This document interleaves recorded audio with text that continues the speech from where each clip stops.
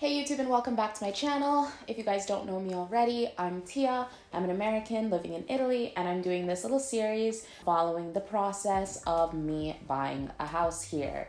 If you guys want to see the previous videos on how I got to this point and the background around it, I'm leaving the playlist. And in today's video, I just wanted to touch really quickly on all of the costs, because I feel like that's probably the most useful thing to know when trying to undertake this process. So a little bit of background. Again, if you don't know already, I won a house at auction here in Italy. I live in Milan, so it's probably one of the most expensive housing markets in Italy, and I wanted to buy a house.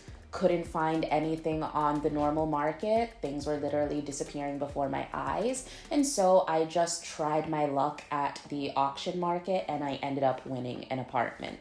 So now me and my boyfriend, me and my partner, are buying this house together, and we just got our mortgage approved, and we're just waiting for the bureaucratic processes to finalize the actual purchase of the house. But since we're nearing the end of the mortgage and buying process, I do have all of the costs on my handy dandy Excel.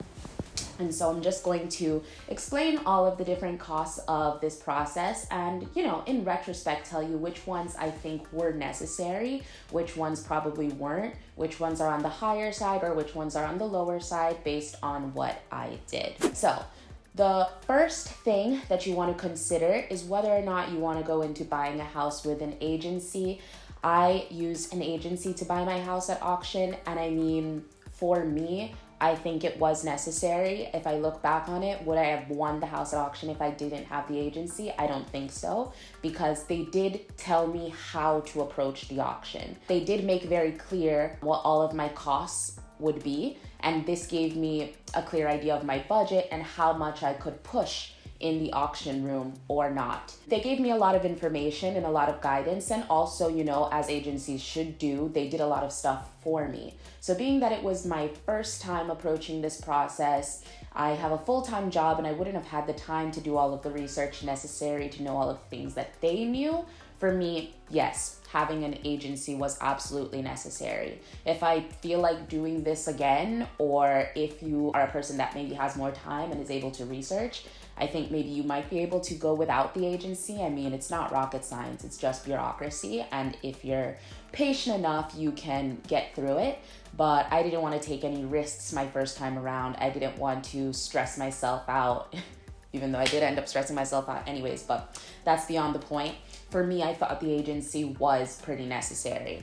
And so now, the percentage that the agency takes doesn't seem to be very different with regards to if you get the house at auction or if you get the house on the free market. It's around 3 to 4% of whatever the value of the house is going to be. So in the end, I had to pay a piece to the agency and a piece to the agent. To one, I didn't write down to who, but to one, it was 2,684 euros, and to the other, it was 2,333.76 euros, for a total of 5,017 euros and 76 cents, which over the actual price of the house is around 4%.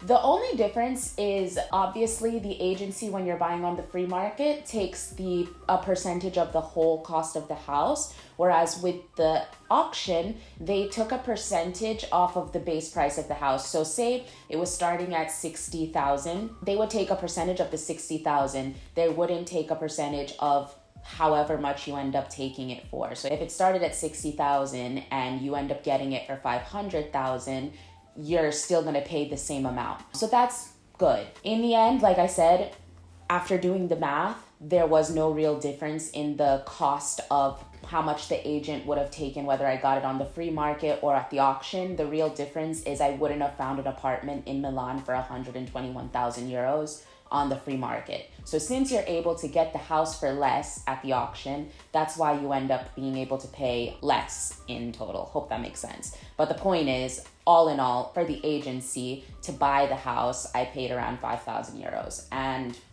I would say that, yeah, it was worth it. Then, in addition to that, I had to pay a deposit. The deposit is going to be a percentage of the minimum asking price of the house, and the minimum asking price of my house was 60,000 euros. That's where the auction started.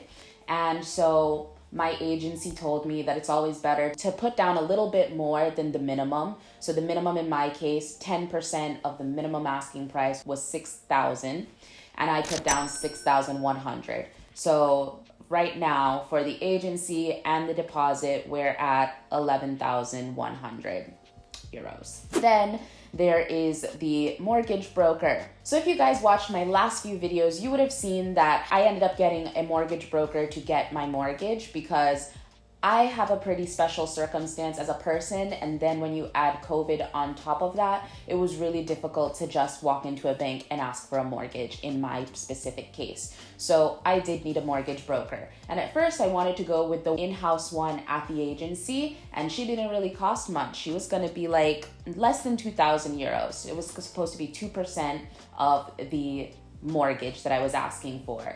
But then she ended up being really shitty. There's no other way to mince my words. She didn't really do a good job, and in fact, she didn't end up getting me a mortgage. So I guess what they say, you get what you pay for. I saw a huge difference between her and the mortgage broker that we end up using. He got us a mortgage in less than a month during COVID in Italy, and he takes 4%. So with him, we're looking at around like 4,000 euros. Again, in this specific case, yes, I needed a broker. You can go see my video about everything that went wrong with buying a house and see why. So we haven't even gotten to like the down payment yet, or the bank fees, or the taxes, or the judge.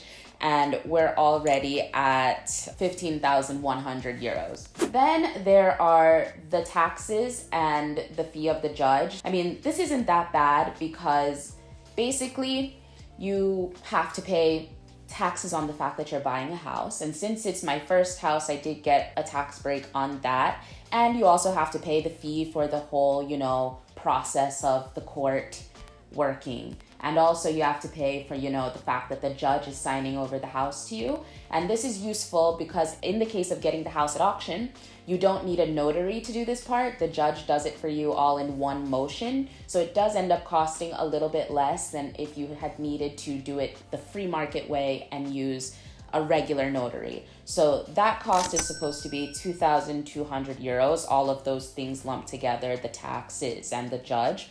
So now we're at 17,300. So in terms of costs of the bank, you literally have to pay the bank to process your application, and these are called spese istruttoria.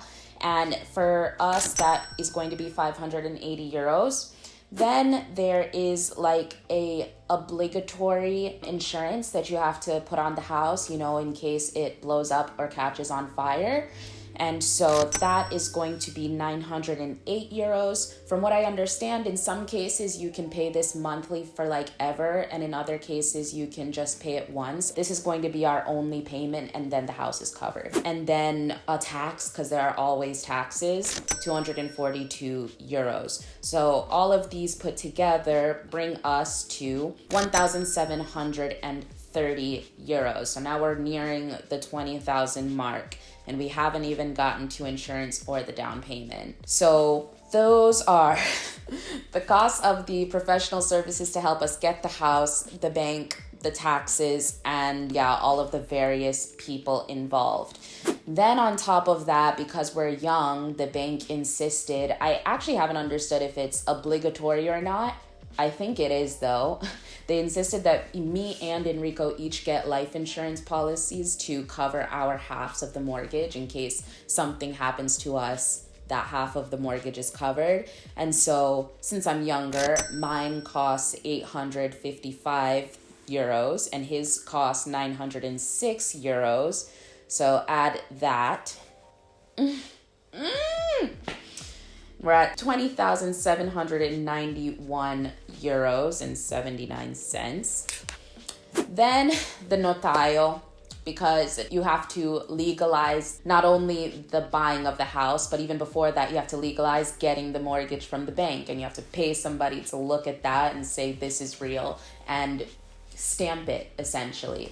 And so we had asked around and gotten various quotes, and the quotes went as high as 3,000 euros for I don't know what. But in the end, we found somebody to do it for 1,442 euros. So we're going with them because I don't know, how much better can you possibly legalize this document? So we're going with that. And finally, our down payment, which should be 20% of the 121,000 euros minus the 6,100 euros that we already paid, is 18,100 euros. So we have a grand total of 40,000 euros, 333.79 cents. That is to buy the house and get in. We're not talking about furniture. We're not talking about renovations. This was just to get the house. So yeah, those are all the costs, and there you go. Oh yeah, and I should probably tell you which of these things are, expensive, not expensive, not. I'll tell you, the mortgage broker, for example, mortgage brokers in general are expensive, especially if you want to get a good one. It would be awesome, to not find yourself in the middle of a pandemic and with the right requisites, so maybe you don't even need a mortgage broker. That would be the ideal thing. And then you can save yourself 4,000 euros right there. The other things are more or less what they cost. I think the biggest points where you can save is, like I said, if you need the agent to get the house from auction, or if you need the broker to get the mortgage. If you can cut those fees out, then of course you're golden and you just saved like a good 10 to 15,000 euros. But for the rest, that's literally the cost. That's the cost of a notaio. That's typically what banks take. Oh yeah, I didn't even include the perizia or the perito. He's gonna cost up to 500 euros, but we'll find out after he actually does the thing. So yeah, it's kind of crazy because I knew that it was a lot, and I knew in my head that, it started one way and then, things change. I thought I would be paying X for a broker and ended up paying Y for a broker. I wasn't expecting to need all of these different insurance policies, or I was expecting that we would be paying the insurance monthly, but then it just so happened that the bank asked for this specific one, and honestly, paying monthly for the rest of your life or paying once today and not having to pay again, it's actually better to pay today and not have to pay it again. So it is what it is, but yeah, the total is around $40,000 to get into a house in Milan, an apartment in Milan that costs 121,000 euros. So I hope that was a good reality check and some good information about what it takes and literally costs to buy a house. It's not just the down payment. It's not just having, you don't need to just have that down payment in your bank account. You probably need to have double. And that's why getting on the home ownership ladder is so difficult. But anyways, before I ramble on even more than I already have, that's how much we paid. That's how much it costs. And I hope that this video was helpful to you guys. What do you think? Do you have any advice, feedback? Want to share your stories in the comment section down below? Feel free. The biggest issue with all of this is, I think, just a lack of transparency. There's not enough people that just say, okay, this, and this. This is what you need and this is how much it's going to cost. Of course, everybody's case varies, but it helps to know more or less what the person paid. I can tell you, the only reason that it varies is based on how much the house costs. Everything else is going around that. Everything else is more or less a percentage of that. So you know that a house that costs around 100 to 120,000 euros in Italy, these are going to be the costs for it. If you want to get a house that costs double that, you're going to be paying double that in fees, etc. So yeah, can't repeat enough that I just hope that this video was useful and put some things into perspective. And as always, be sure to like and subscribe if you haven't already, and I'll see you in my next one. Mwah.